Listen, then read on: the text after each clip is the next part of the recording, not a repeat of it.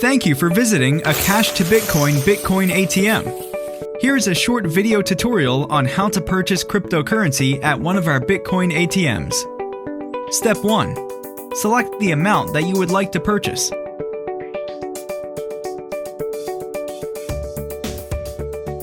Step 2. Enter your phone number. If you're a new customer, you'll be prompted to fill out a new profile. Step 3. Fill out your personal information to verify your identity. Enter the verification code sent to your phone via SMS. Step 4. Select the type of cryptocurrency you would like to purchase. We currently offer Bitcoin, Litecoin, and Ethereum. Step 5. Tell us where you would like your coin sent. You can create a new wallet, scan a mobile wallet, or enter a manual wallet address.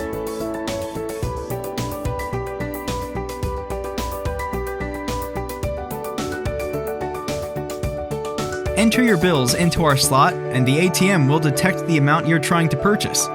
Once you have put in all of your bills, press on Continue. Congratulations! You have completed all the required steps and your coins have been sent to your wallet. Visit Cash2Bitcoin.com to find a Bitcoin ATM close to you.